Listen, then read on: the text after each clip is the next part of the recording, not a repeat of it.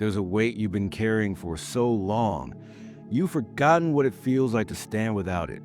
Every morning, you wake up, and the first thought that arrives isn't gratitude or peace. It's the quiet assessment. Am I doing enough? Am I being enough? The mental checklist begins before your feet touch the floor, measuring yourself against some invisible standard you can never quite reach. And beneath all the striving, all the self-improvement, all the relentless trying, there's an aching question you barely dare to whisper. When will I finally be acceptable to myself? Carl Jung once wrote, "The most terrifying thing is to accept oneself completely, not improve oneself, not perfect oneself. Accept, because acceptance doesn't mean you've arrived at some Instagram-worthy state of enlightenment. It means you've stopped running from the truth of who you actually are, limitations and all. And that truth, uncomfortable as it is, might be the only thing that can set you free." In today's video, we'll walk through the radical difference between self-acceptance and the positive thinking that's been sold to us as salvation. We'll explore why recognizing your limits isn't giving up, but waking up. And we'll discover why the moment you stop trying to prove you're enough and start living as if you already are, everything changes. Not loudly, not dramatically, but quietly, in ways that reach all the way down to your foundation. Because it's in the moment you stop performing worthiness that you finally discover something extraordinary. You were never the problem. The measuring was. For years, decades maybe, you've been told that if you just think positively enough, affirm yourself enough, believe hard enough, you'll transform into someone finally worthy of love, someone finally acceptable. And so you've tried. You've repeated the mantras. You've visualized. You've made the vision boards. You've told yourself, "I am enough," until the words lost all meaning. And still, beneath the affirmations, that same feeling persists.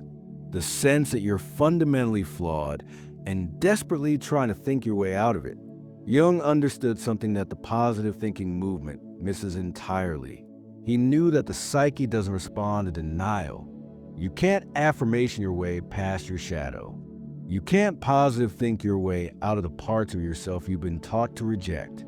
Because every time you say, "I am perfect just as I am," while simultaneously hating the parts of yourself that feel weak, needy, or broken, your unconscious knows you're lying. And it will make you pay for that lie with anxiety, with exhaustion, with a constant sense that you're one mistake away from being exposed as a fraud. Self-acceptance isn't about convincing yourself you're flawless. It's about stopping the war. It's about looking at your limitations, your failures, your very human struggles, and saying, "Yes, this too is part of me." Not proudly, not as a badge of honor, simply as fact. You have limits. You make mistakes. You're not always strong or wise or emotionally regulated. And shockingly, terrifyingly, none of that makes you unworthy of existence. Many believe that accepting your limitations means giving up, settling, resigning yourself to mediocrity. But in truth, it's the opposite. When you stop using all your energy to deny what's true, when you stop trying to be someone you're fundamentally not, something remarkable happens. You finally have energy left to actually live. Not the curated life, not the performed life, the real one. I once knew a man who spent 15 years in therapy trying to fix his social anxiety. He read every book, practiced every technique, forced himself into situations that made him want to crawl out of his skin, believing that if he just pushed hard enough, he'd become the confident, charismatic person he thought he should be. But the anxiety never left. It just got better at hiding. Then, at 47, something in him shifted. He told me, "I woke up one day and realized I've been treating my introversion like a disease that needs curing. But what if it's just who I am?" He stopped going to networking events that drained him, stopped forcing himself to be the life of the party, started choosing smaller gatherings, deeper conversations, solitude when he needed it. And the anxiety, the constant self-judgment, It began to ease. "I'm not fixed," he said. "I'm still introverted. I still prefer small groups. But I'm not fighting myself anymore." And it turns out, when you stop waging war on your own nature, you stop feeling like a failure for just existing. That's self-acceptance, not transformation into someone else, but the radical act of stopping the transformation project long enough to ask, what if I'm not broken? What if I'm just human? Think of a river that's been dammed for decades. All that water, all that natural flow, forced into a narrow channel, controlled, redirected. Try and make it behave in ways rivers aren't meant to behave. The pressure builds, the structure cracks, and one day the dam breaks. Not violently necessarily. Sometimes it's just a quiet release. And the river remembers how to flow according to its own nature, not the shape someone else tried to force it into. You are that river. And self-acceptance is the moment the dam finally breaks. When you stop forcing yourself into shapes that were never yours. When you stop trying to control every impulse, every emotion, every human limitation, and you simply let yourself be what you are. Imperfect, inconsistent, gloriously, frustratingly human. Jung spoke extensively about the shadow, those parts of ourselves we rejected, hidden, or denied because they didn't fit the image of who we thought we should be. And here's what most people misunderstand about shadow work. It's not about celebrating your flaws or making peace with your darkness in some abstract, spiritual way. It's about recognizing that the parts of yourself you've been trying to destroy are the very parts that make you whole. When you were young, you learned quickly which parts of you were acceptable and which weren't. Maybe your anger was too much. Maybe your neediness was shameful. Maybe your ambition was unseemly, or your sensitivity was weak. And so you split yourself. You created a persona, a public face that showed only the acceptable parts. And you shoved everything else into the basement of your psyche, hoping if you ignored it long enough, it would disappear. But the shadow doesn't disappear. It grows in the dark. And every time you post another affirmation about self-love while secretly hating the parts of you that feel inadequate, the gap between your conscious ideal and your unconscious reality widens. That gap is where the anxiety lives, where the depression festers, where the sense of being a fraud takes root. Self-acceptance is the integration of that shadow. It's saying, I am ambitious and lazy. I am generous and selfish. I am strong and terrified. I contain multitudes, and none of them need to be resolved into some sanitized, one-dimensional version of human perfection. Jung said, I'd rather be whole and good. And that statement contains everything you need to understand about real self-acceptance. A woman once shared with me that she spent years in personal development, trying to transcend her anger. She meditated. She journaled. She read books about forgiveness and letting go, but the anger remained volcanic and unpredictable. And every time it erupted, she felt like she'd failed at spiritual growth. Then one day, her therapist asked her a simple question.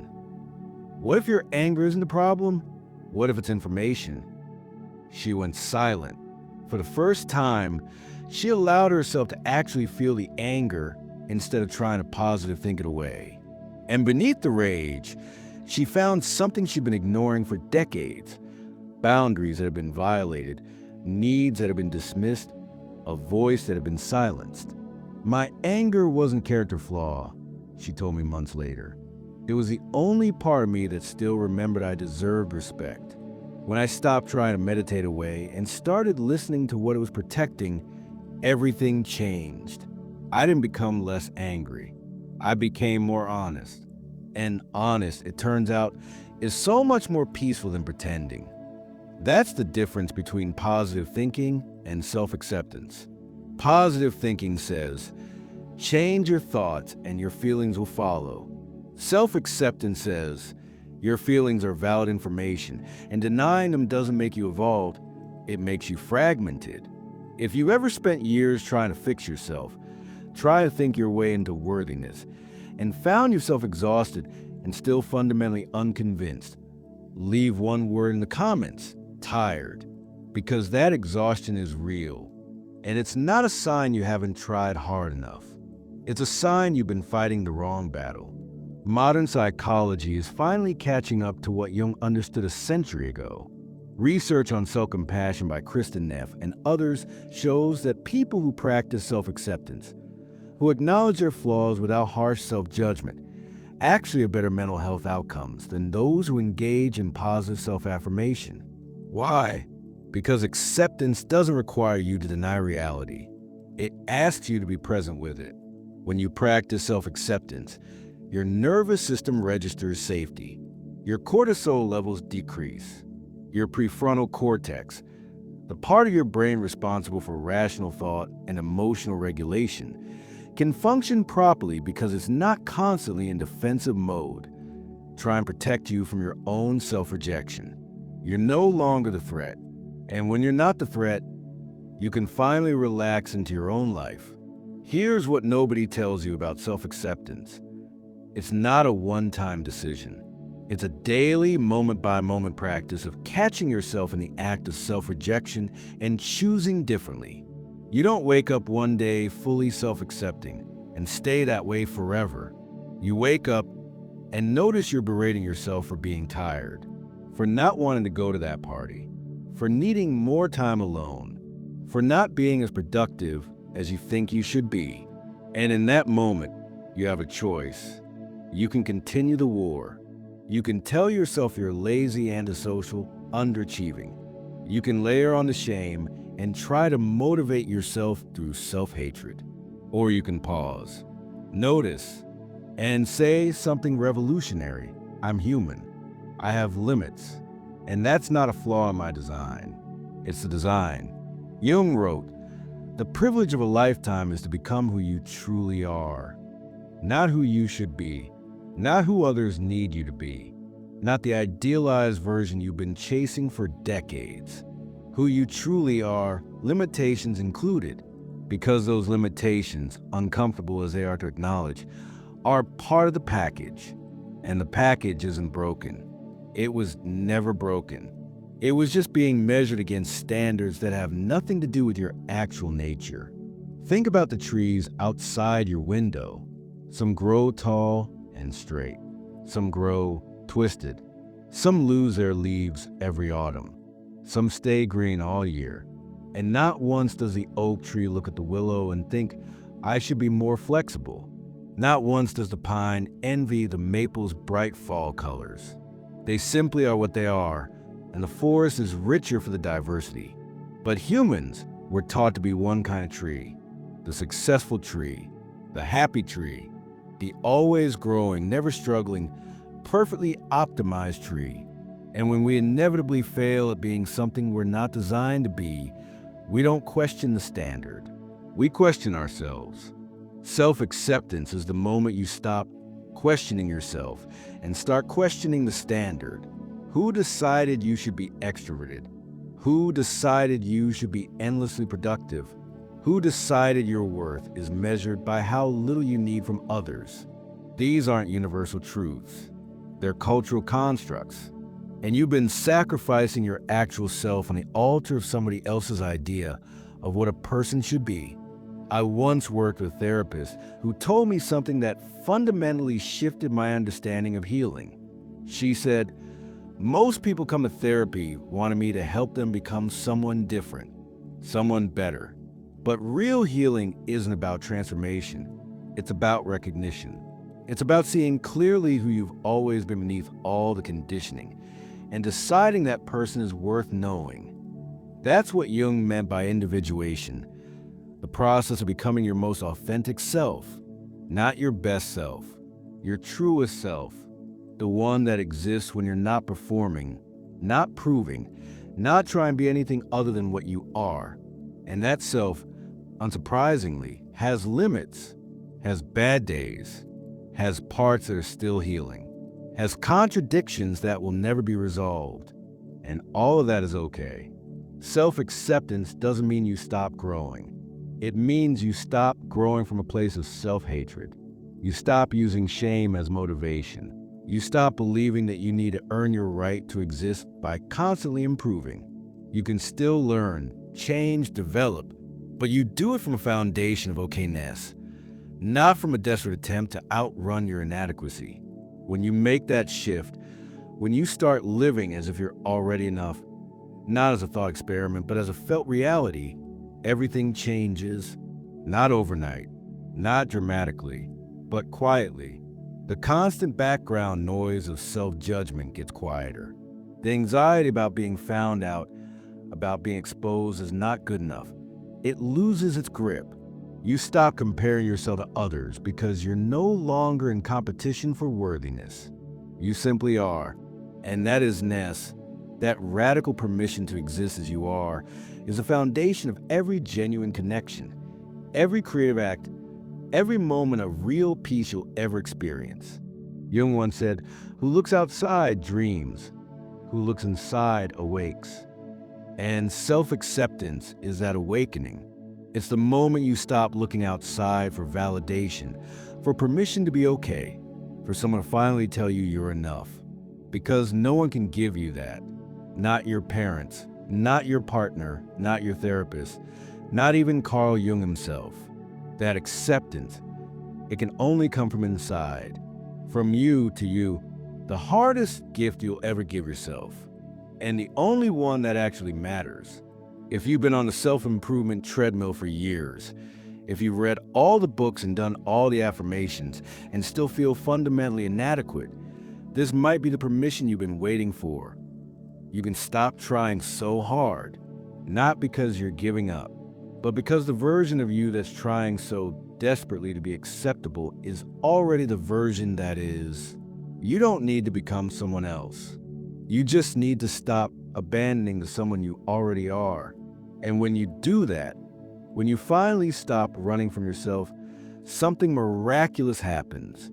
You discover that all the energy you were using to maintain the performance, to keep up the facade, to prove and strive and relentlessly improve, it's suddenly available for actual living, for relationships that don't require you to be perfect, for work that doesn't feel like constant audition, for moments of genuine rest that aren't tainted by guilt. That's the quiet revolution of self-acceptance. You don't become a different person. You become the same person, but without the constant war. And without the war, there's finally space for peace. Not the manufactured peace of positive thinking, but the deep, unshakable peace of someone who stopped fighting their own existence. So no, self-acceptance isn't positive thinking. It's not about lying to yourself that everything is perfect when it's not. It's about telling yourself the truth, the whole truth, and discovering that the truth, even when it's uncomfortable, is survivable, more than survivable, livable. And when you can live with the truth of who you are, limitations and all, you finally stop waiting for permission to be here. You finally stop apologizing for taking up space. You finally, quietly, powerfully, claim your right to exist as you are. Jung believed that the goal of life isn't perfection, it's wholeness. And wholeness includes the broken parts, the struggling parts, the parts that will never be Instagram ready. When you accept that, when you really accept it, not as an intellectual concept, but as a lived reality, you stop fracturing yourself into acceptable and unacceptable pieces. You stop exiling parts of yourself into the shadow. You become integrated, whole, and from that wholeness, you can finally build a life that's yours. Not the life you think you should want. Not the life that would make you acceptable to others. The life that feels true to who you actually are, with your actual limits, your actual needs, your actual nature. And that life, uncurated and imperfectly authentic, is the only one worth living. If this video has given you permission to stop trying so hard to be someone you're not, share it. Send it to the friend who's exhausted from the self-improvement treadmill. Post it for the person who needs to hear that they're already enough, not as motivation, but as truth. Because maybe your share will be the moment someone finally stops running from themselves and starts coming home. And if you're ready to keep exploring this path of depth psychology, shadow work, and radical self-acceptance, subscribe. Because this journey doesn't end with feeling better. It ends with being real. And real, messy, and imperfect as it is the only place where genuine peace exists. Jung said, "The greatest burden a child must bear is the unlived life of the parents." But I'd add this: the greatest burden you carry is the unlived life of yourself, the version you were supposed to be, the person you thought you should become, all the potential you've been trying to force into being. That burden, you can put it down now, because the person you are right now, with all your limits and struggles and very human imperfections, that person is enough. Not eventually, not when you fix yourself. Now, today, as you are. Self-acceptance isn't the end of growth. It's the beginning of honest growth. The kind that doesn't require you to hate yourself into change. The kind that comes from curiosity rather than shame. From compassion rather than judgment. From recognition that you're not a problem to be solved, but a person to be known. And when you finally know yourself, really know yourself, you discover something that all the positive thinking in the world could never give you. The quiet, unshakable sense that you belong here, not because you've earned it, not because you've proven it, but because you exist. And existence, it turns out, was always permission enough.